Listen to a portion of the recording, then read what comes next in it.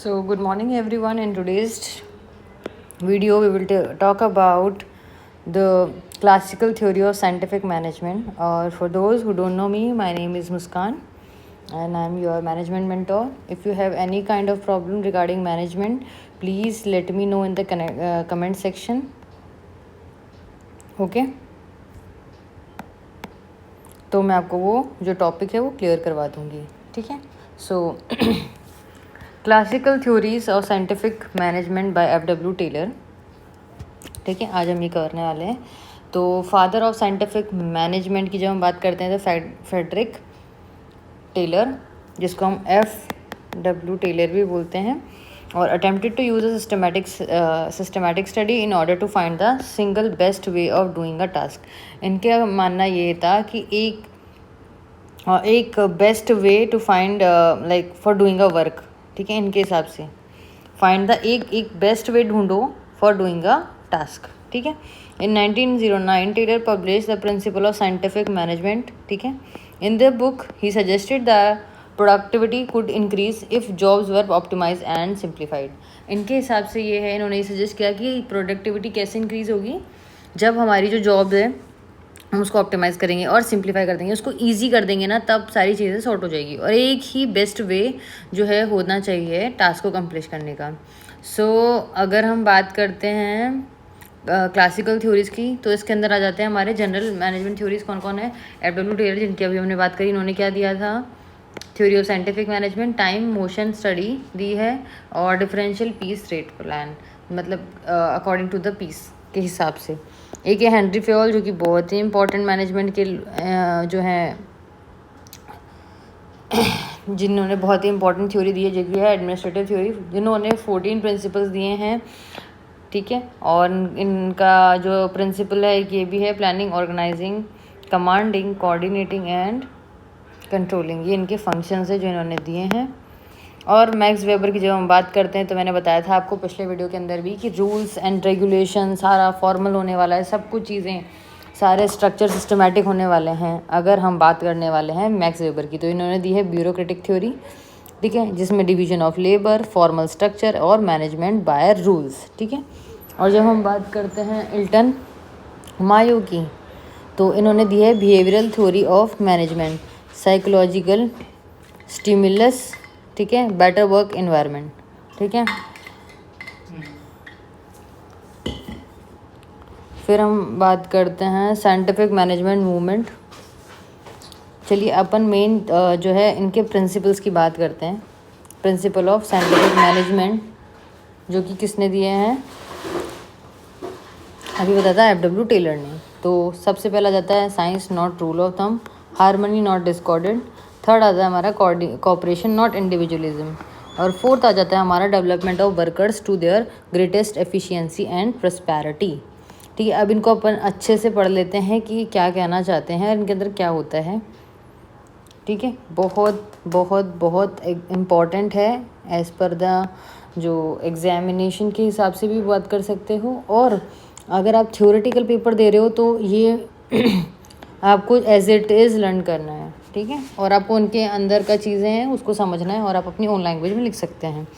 तो major principle and elements of scientific management की जब हम बात करते हैं तो फर्स्ट आ जाता है हमारा science not rule of thumb. इसका मतलब ये है कि management decision should be based on systematic studies, research and facts rather than intuition. मतलब कि एक सिस्टमैटिक स्टडीज़ या रिसर्च के हिसाब से होनी चाहिए. ऐसा नहीं कि मैंने बोल दिया या मेरे को ऐसा लगता है कि ऐसा होना चाहिए या मेरी एक्सपीरियंस या इस पे बेस्ड है, ठीक है. बेस्ड ऑन एक्सपीरियंस और ट्रायल और एरर मेथड्स, ठीक है. Explanation replace traditional method with scientific techniques to ensure efficiency and accuracy. जैसे कि हम बात करते हैं, मतलब ऐसा नहीं है कि आपने मेरे को ऐसा लगता है कि ऐसा होना चाहिए, ऐसे ऐसे नहीं चलेगा. अच्छी तरह प्रॉपर स्टडी, रिसर्च, फैक्ट्स पे बेस्ड है ये, ठीक है.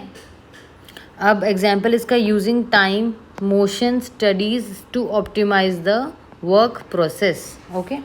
यूजिंग इनका एग्जाम्पल यही है, टाइम एंड मोशन स्टडीज़ को लेके जाना to optimise the work process, ताकि हम ना मतलब तरीके से एक्सपीरियंस मतलब टाइम से हो सारी चीज़ें, ठीक है. ऑप्टिमाइज़ करें हम सारे वर्क प्रोसेस को कि इसको करने में कितना टाइम लगता है, इसको करने में कितना टाइम लगता है. सेकंड है हमारा हार्मनी नॉट डिस्कॉर्डेड, ठीक है। There should be a mutual understanding and cooperation between workers and management instead of conflict and misunderstanding. अब ये तो बहुत ईजी है, हार्मनी होना चाहिए उन दोनों की, है ना, मतलब employees with in between the employees and management, workers और मैनेजमेंट के बीच में ऐसा नहीं कि लड़ाई वड़ाई हो रही है, कन्फ्लिक्ट हो रही है, ऐसा कुछ नहीं होना चाहिए, मिसअंडरस्टैंडिंग्स नहीं होने चाहिए, कॉपरेशन होनी चाहिए। इस एक्सप्लेनेशन की जब हम बात करते हैं, प्रमोट टीम वर्क, ताकि प्रमोट हो सके टीम वर्क, तभी हम ऑर्गेनाइजेशनल का जो गोल है वो अचीव कर पाएंगे, ठीक है। और रिजॉल्व करता है differences to create harmonious work, जो भी डिफरेंसेस आ जाते हैं उसको वो क्या करता है, रिजॉल्व करने की कोशिश करता है, ताकि कोई भी जो है कॉन्फ्लिक्ट ना हो सके, मिसअंडरस्टैंडिंग ना हो सके, टीम वर्क में अच्छे से काम हो सके। Engaging in an open communication and conflict resolution, ठीक है। I hope it is clear, it is very easy. Third आ जाता है हमारा कॉपरेशन नॉट इंडिविजुअलिज्म। इसका मतलब है management and employees should work together.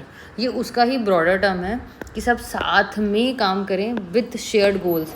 ऐसा नहीं कि मेरा गोल अलग है, उसका गोल अलग है, सबका गोल एक ही होना चाहिए, रेदर देन प्रायोरिटाइजिंग कि नहीं पहले ये करना है, मैं अपने हिसाब से करूँ, मैं अपना, सबका एक ही गोल होना चाहिए, ठीक है। Individual benefits, prioritising individual benefits, खुद का नहीं देखना है, सबका देखना है, और ओवरऑल की बात करता है ये।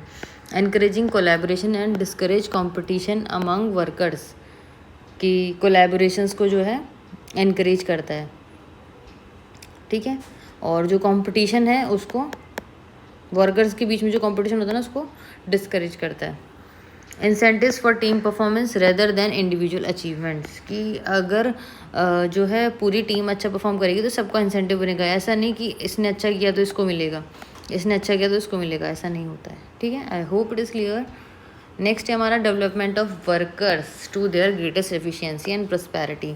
इसका मतलब हो गया ट्रेन द हमको जो है ऐसा नहीं है कि एम्प्लॉयज़ के ऊपर ध्यान नहीं देना, उनको ट्रेन करना है एंड डेवलप करना है employees to maximise their potential, कि वो अपने जो पोटेंशियल है, जैसे वो कर सकता है 10 यूनिट, वो 10 यूनिट कर सकता है, लेकिन वो कितना करता है, 3 ही करता है। तो उसका कैपेसिटी तो उसकी 10 की है, लेकिन वो 3 ही क्यों करता है?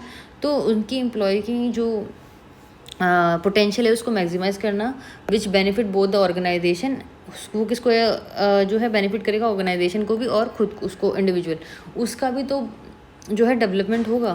तो it focus on skill development, providing opportunities for growth and ensure workers prosperity, उसको ये बढ़ाता है। कंडक्टिंग रेगुलर ट्रेनिंग प्रोग्राम, ठीक है।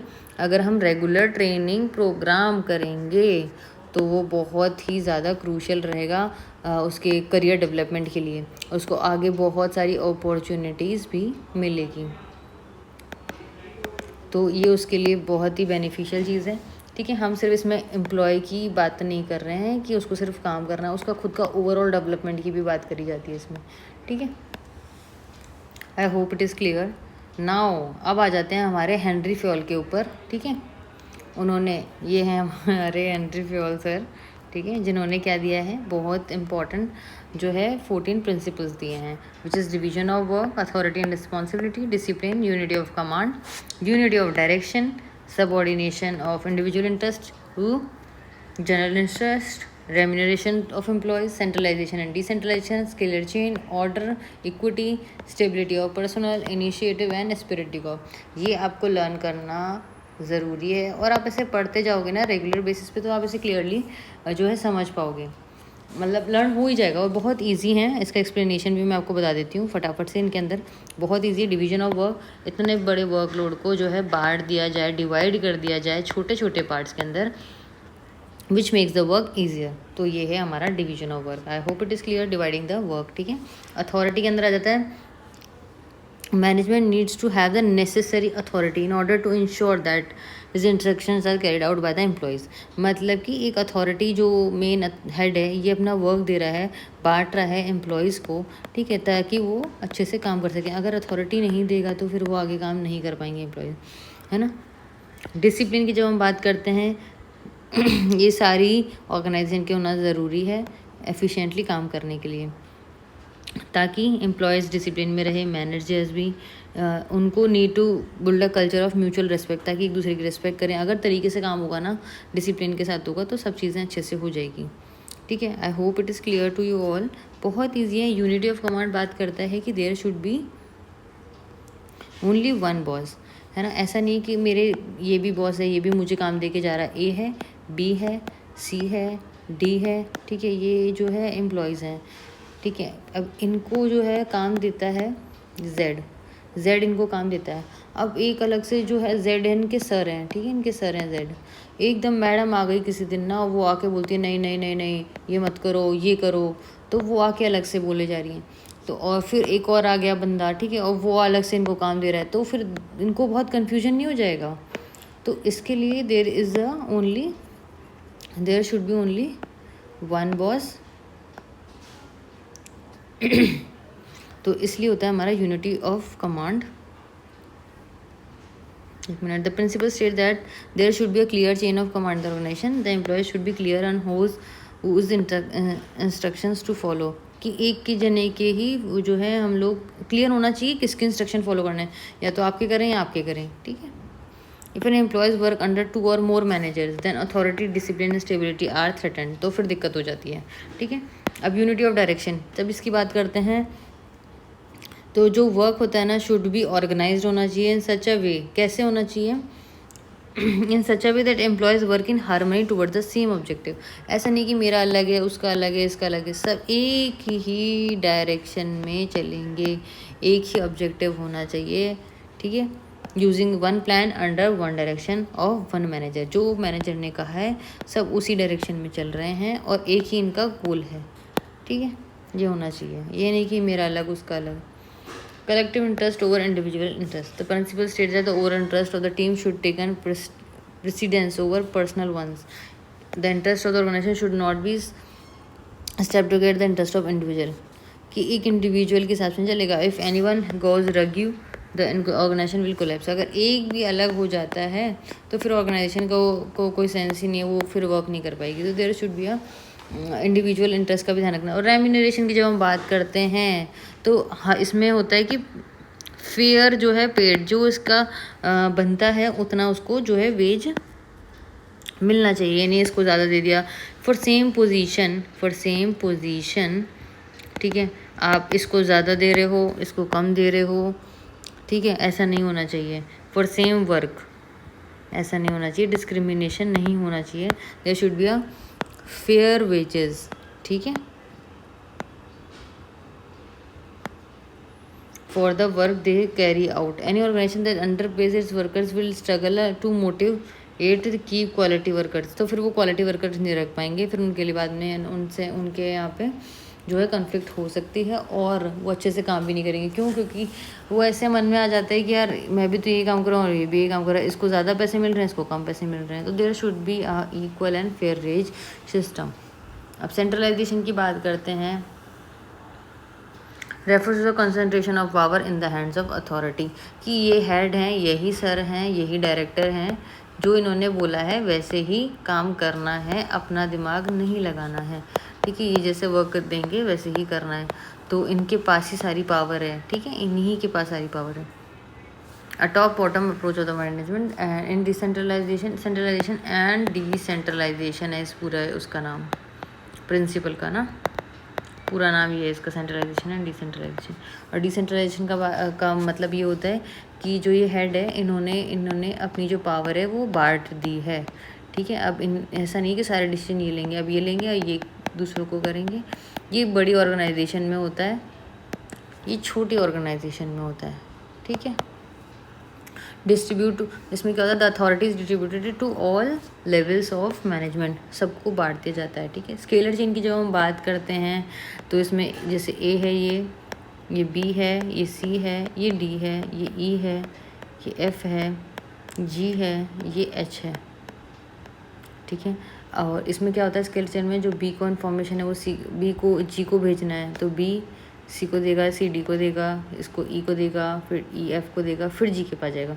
तो ऐसे स्केलर चेन कहते हैं। और इनके बीच में एक और, जैसे इमरजेंसी के केस में एक चीज़ यूज़ की जाती है जिसको हम बोलते हैं, अगर डायरेक्ट हिप हो जाए, दैट इज़ गैंग प्लैंक, उसको हम क्या बोलेंगे, गैंग प्लैंक बोलते हैं, ठीक है। ये यूज़ किया जाता है इन केस ऑफ इमरजेंसी, ठीक है। The scale chain refers to the chain of communication between employees and their superiors. Employees should know where they stand in the hierarchy. तो ये hierarchy हो गई ना, go into the chain of command, ठीक है। Order की जब हम बात करते हैं तो ये प्रिंसिपल ऑफ ऑर्डर ये कहता है कि है ना, रिसोर्सेज का एक जगह का रखने का तरीका होता है, जो जहाँ पर पड़ा है वो वहीं पे मिलना चाहिए। मतलब कि ऐसा नहीं आप कहीं भी कुछ भी रख दे रहे हो, ठीक है। There should be a proper place of proper resources, है ना, कि हमको रॉ मटेरियल लाकर कहाँ रखना है, ठीक है। हमें सारे मोबाइल्स कहाँ जमा करना है, ऐसा नहीं कोई यहाँ पे कर रहा है, कोई यहाँ पे कर रहा है, कोई यहाँ पे रख रहा है, सब एक जगह रख रहे हैं, ठीक है। कोई ऐसा नहीं है कि यहाँ पर हर कोई कहीं पे भी खाना खा रहा है, ये नहीं कि एक प्रॉपर एक मेस है वहीं पर ही आपको खाना खाना रहता है और कहीं नहीं खा सकते आप, ठीक है। स्मोकिंग एरिया बना दिया कि आप यहीं पे स्मोकिंग कर सकते हो और कहीं नहीं कर सकते। यहाँ पर एम्प्लॉयज़ बैठेंगे और कहीं नहीं बैठेंगे, ये उनका वर्किंग एरिया है, तो यहाँ पर एम्प्लॉयज़ का वर्किंग एरिया है। ये सर का ऑफिस है तो यहाँ पे सर का ऑफिस है। कोई चीज़ का डिपार्टमेंट ये है परचेजिंग वाला, तो यहाँ पे परचेज़ के सारे सामान मिलेंगे आपको। तो एक प्रॉपर जगह होनी चाहिए। They should be an order placement of resources, है ना, in the right place of the right time, ताकि हमें सभी चीज़ें सही टाइम पे मिल जाए। ये नहीं कि हम उसको ढूंढने पड़ रहे हैं एक ही टाइम पे। तो ये प्रिंसिपल ऑफ ऑर्डर कहता है। इक्विटी की जब हम बात करते हैं, equity is a combination of kindness and justice की बात करता है। Manager should be kindliness and justice, fair रहे।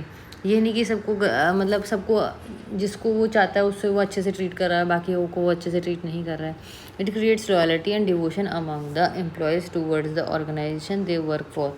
तो एक इक्विटी मेंटेन करनी चाहिए, ऐसा नहीं है कि आप उनके साथ भेदभाव कर रहे हो किसी भी चीज़ तरीके का, ठीक है।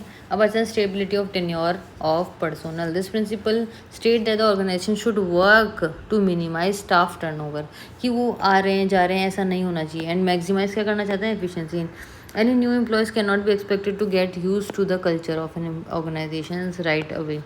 दे need to be given enough time to settle in to the job become efficient. मतलब कि स्टेबिलिटी ऑफ टेन्योर में ये है कि जैसे कोई एम्प्लॉय है तो वो आते ही तो ऐसा नहीं होता कि वो लग जाएगा काम करने, या 1-2 महीने तो उसे लगेंगे उसको सीखने में, समझने में, ठीक है, कि कैसे चीज़ें वर्किंग होती है। तो उसे हमें टाइम देना चाहिए सेटल होने का। इतना तो देना ही चाहिए कि हाँ अभी तक तो आ ही जाना चाहिए था, और फिर भी नहीं आता है तो then it is not a issue of that work, that is the issue of that employee. So इतना टाइम तो देना चाहिए ताकि वो उस चीज़ को अकम्प्लिश कर सके। इनिशिएटिव में ये कहता है that all employees should be encourage to show initiative when employees have to say as to how best they can do for their jobs, they feel motivated and respected। कि वो खुद से इनिशिएटिव ले, वो मतलब कि काम को लेके कि हम ये कर सकते हैं, वो खुद मोटिवेटेड रहे। ये नहीं कि उनको खुद ऑर्गेनाइजेशन लगी हुई है। Organisation should listen to the concern of their employees and encourage them to develop their carry out plans for improvement. अगर उनके सजेशन से उनको भी लेना चाहिए और ऑर्गेनाइजेशन को आगे बढ़ाना चाहिए। स्पिरिट दी कॉप है हमारा लास्ट प्रिंसिपल ऑफ मैनेजमेंट, जो ये कहता है टीम स्पिरिट की बात करता है। States that the management should strives to create unity, उनमें यूनिटी होनी चाहिए, एकता होनी चाहिए, मोरल होना चाहिए, and cooperation among the employees, की एकजुट होकर टीम वर्क बन के एम्प्लॉयज़ ऐसे काम करें। Team spirit is great source of strength in the organisation. Happy and motivated employees are more likely to be productive and efficient. कि अगर एम्प्लॉय खुश रहेगा, हैप्पी रहेगा, मोटिवेटेड रहेगा, तो फिर तो ऑर्गेनाइजेशन का काम बहुत अच्छे से हो सकता है। हम अच्छी प्रोडक्टिविटी इंक्रीज़ कर सकते हैं, एफिशिएंट जो है हमारा काम हो सकता है, ठीक है। So this is it for the video. I hope it is like clear to you all. और जो भी प्रॉब्लम आती है please let me know in the comment section. I will make the things more clear and more properly, and if I need any kind of improvement in explaining the things, please let me know. I will definitely improve myself. So this is it for the video. Thanks for watching.